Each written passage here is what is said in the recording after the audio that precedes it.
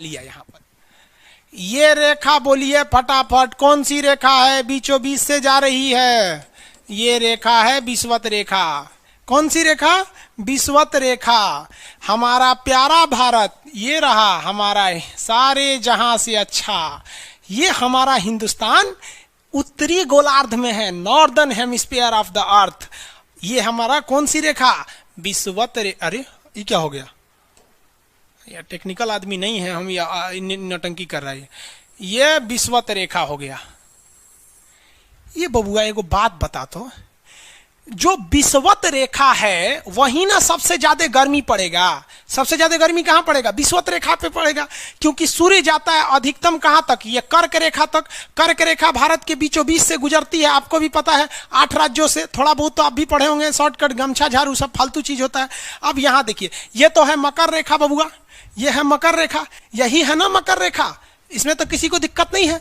अब एक बात बताओ बाबू, ध्यान से देखो, सूर्य मकर रेखा से जाएगा कहां पर? कर्क रेखा तक। और कर्क रेखा पर जाने के बाद यह वापस आएगा कहां पर? मकर रेखा पर। यानी कैंसर और ट्रॉपिकल इसी के बीच में घूमेगा ना, इसी के बीच में घूमेगा। अब जरा देखिए, जाते वक्त भी एक बार विषुवत रेखा पे चमक के गया सीधे, और आते वक्त भी एक बार विषुवत रेखा पे चमक गया, यानी 2 बार तो खड़े चमका। और जब सूर्य यहां पर होगा तो इधरों देख रहा होगा, इधरों देख रहा होगा, उस वक्त भी विषुवत रेखा को देख लिया। अब जब सूर्य नीचे होगा तो इधर भी देख रहा होगा, गर्मी दे रहा होगा, और इधर भी देख रहा होगा। यानी ससुरा अगर आप विषुवत रेखा पे रह गए ना, जान ले लेगा सूर्य आपका, इतना ना गर्मी करेगा। इसलिए विषुवत रेखा पे जितने देश है ना, वहां के लोग एकदम मंगरैला की तरह काला होते हैं सब। इतना भयानक काला होता है सब कि उनको देखकर हिंदुस्तान का अगुआ भाग जाएगा। दुल्हन की तो बातें छोड़िए, लेकिन जितना सुंदर लड़की होती है सब ना, बहुत सुंदर लड़की, वो देखिएगा जब टेढ़ा लड़का पसंद करती हैं सब। सुंदर लड़की को बुद्धि पता नहीं कहाँ होता है। एक्चुअली भगवान जो है ना, सुंदरता बनाए। देखिए, अगर किसी चीज में समय देंगे तो दूसरे चीज से समय काटना पड़ेगा।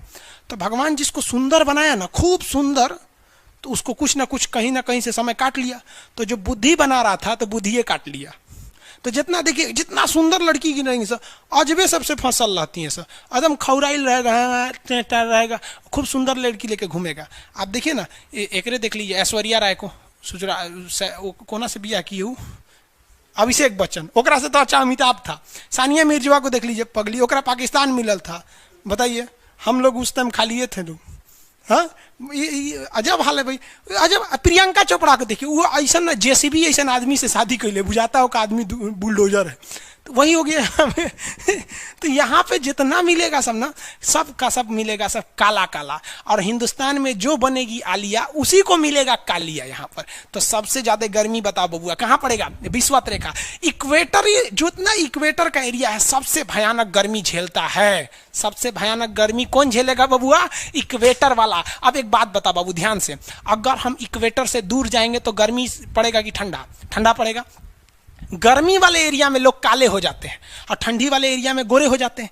यानी विषुवत रेखा से जितना दूर जाएंगे आप गोरे होते जाएंगे और वहां ठंडा लगने लगेगा। विषुवत रेखा के पास आएंगे तो काले हो जाएंगे, गर्मी लगेगा। अब एक काम करते हैं, और ये क्या निकल गया? हाँ, चलिए क्वेश्चन देखिए, फटाफट बताइए आंसर। देखते हैं कितना समझदार हैं लोग, कितने इंटरेस्ट लेके पढ़ रहे हैं आप लोग। देखिए, ये हमारा हिंदुस्तान, इंडिया हमारा। चलो बबुआ, ये रेखा देखिए, कौन सी रेखा बताइए फटाफट? विषुवत रेखा। विषुवत रेखा है ना जी, पृथ्वी के बीचों बीच से जा रही है। जैसे जैसे हम इससे दूर जाएंगे ठंडा पड़ेगा, लोग गोरे हो जाएंगे। जैसे जैसे करीब आएंगे गर्मी पड़ेगा, लोग काले हो जाएंगे। हिंदुस्तान में देख रहे बबुआ, हिंदुस्तान में जल्दी से फटाफट, अब कमेंट ना बबुआ, फटाफट हिंदुस्तान, इंडिया में देखो, इंडिया में ये हमारा हिंदुस्तान। निचवा वाला केरला, तमिलनाडु विषुवत रेखा के एकदम करीब है। तो साउथ के लोग में गर्मी ज्यादा पड़ता है और साउथ के लोग काला काला होते हैं। लोग साउथ इंडिया के लोग देखिएगा गोरे नहीं होते हैं। लेकिन जैसे जैसे आप विषुवत रेखा से दूर जाएंगे ठंडी पड़ेगा और लोग गोरे हो जाएंगे। और ऊपर जाइए और गोरे होंगे, और ऊपर जाइए और गोरे होंगे। सबसे ऊपर चले जाइए, कश्मीर चले जाइए। कश्मीर में खूब ठंडा, कश्मीर की कली, वाह वाह, समझ में आ गया? वहां कोई फेयर एंड लवली की जरूरत नहीं है। कश्मीर के लड़का लड़की सब गोरे होते हैं लोग, और नीचे दक्षिण भारत में देखेंगे तो सब झौंसल मिलता है, सब कुछ कुछ हीरोइन गोरी हो जाती है सब। अब बाल्टी में सोचो फेयर एंड लवली घोर के उसमें नहा लेगी तो गोर ना हो जाएगी सब, उस समय भूगोल का नियम काम नहीं करता है यहाँ पर। समझ में आ रहा है कि नहीं आ रहा है? तो साउथ के लोग काले क्यों होते हैं? अब भैया साउथ वाले लोग बुरा नहीं मानिएगा, और काला होना बुरा क्या? हम खुद काला है, हम क्या दूसरे को बोलेंगे? हम सफेद कुर्ता पहन लेते हैं ना तो लगता है जैसे बतासा में चिमटा घुसा हुआ है। तो वो साउथ वाले सब काले ही होते हैं। काले से क्या दिक्कत है? हाँ, आपको फिर पता है ना जितना काला रहता है उसको कैसा मिलती है सब। हाँ चलो ध्यान से देखो इधर। यहाँ समझिए, अब समझ में आया कश्मीर के लोग गोरे काय होते? अच्छा, कश्मीर से तो ज्यादा गोर चाइना वाला होगा सर, ओसे गोर तो रूस वाला होगा सर। ऐसे रूस वाला को देखेंगे ना, व्लादिमीर पुतिन को देखिएगा तो लगेगा जैसे छीलल मुर्गी है। अंग्रेज सबको ऐसे कर देता है सो तो खून दिखने लगता है यहाँ पे लाल लाल। समझाएगा कि नहीं? भूगोल कितना इजी है ना? इजी नहीं है? बकलोल कहेंगे इजी नहीं लग रहा है इसको, सुतल है। आगे बढ़े तो जितने लोग विषुवत रेखा के करीब वाले हैं वो होंगे काले, बीवी में रहेगी गोरी। और जो ये कोई भूगोल का नियम नहीं है रे भाई, देखिए ध्यान से समझिए। अब ये तो कश्मीर वाला का मैटर समझ में आ गया आप लोग को। आगे बढ़े, एक बात बता बउआ, विषुवत रेखा के पास गर्मी पड़ेगा कि नहीं? सीधी सी बात, एक शब्द में बोलेंगे तो गर्मी पड़ेगा कि? अरे भयानक गर्मी पड़ेगा रे।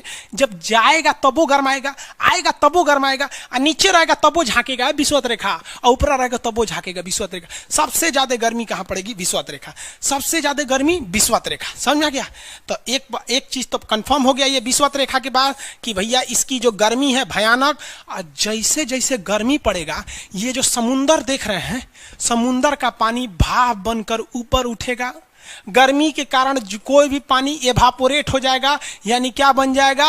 वाष्प बन के ऊपर उठ जाएगा, और यही वाष्प ऊपर जाके बना लेता है बादल। तो विषुवत रेखा के पास खूब ज्यादा बादल हो जाएंगे, और इतने बादल हो जाएंगे कि वहां वर्षा हो जाएगी। तो विषुवत रेखा के पास डेली 2 बजे वर्षा हो जाती है। कैसे हो जाती है? विषुवत रेखा के पास भयानक गर्मी, गर्मी के कारण वाष्प एवापोरेशन होता है, और ये एवापोरेशन होने के बाद बादल बन जाते हैं, और ये बादल बरसों रे मेघा मेघा बरस जाते हैं। तो आप कहेंगे कि सर ये 2 बजे काहे बोले, 4 बजे काहे नहीं बोले? तो रे बबुआ एक बात सुनो, धूप में जो गर्मी आती है वो 8 बजे के बाद आती है। सुबह 8 बजता है ना, मॉर्निंग का 8, उसके बाद ही धूप की गर्मी रहती है। 8 बजे के पहले धूप में उतना गर्मी नहीं रहता, इसलिए वाष्पीकरण नहीं हो पाता। 8 बजे से धर धर वाष्प बनता है, ऊपर जाता है, और 12 बजे के बाद धूप से गर्मी वो खत्म होने लगती है 2 बजे तक। तो 2 बजे तक इतना ना बादल बन जाता है कि अब वो रोक नहीं पाता है। कहता है बकलोल कहेगा कल खुदे इतना बादल बना था, आज फिर बना दिया, कहाँ रखेंगे? बरसा दो, फिर अगले दिन बरसा दो। तो डेली 2 बजे से 4 बजे के बीच कहाँ बारिश होती है? तो कोई सुनिए ध्यान से, क्वेश्चन पूछा था आपका छत्तीसगढ़ वाले में, तो छत्तीसगढ़ के पीसीएस के एग्जाम में क्वेश्चन पूछा था 2 से 4 में डेली वर्षा कहाँ होती है? तो लड़का मार दिया था मासीराम, मेघालय के चेरापूंजी मासीराम। वहां भाई साहब 365 दिन वर्षा होती है। 2 बजे से 4 बजे के बीच में जो वर्षा होती है वो विषुवत रेखा पे होती है। क्यों होती है समझ में आ गया?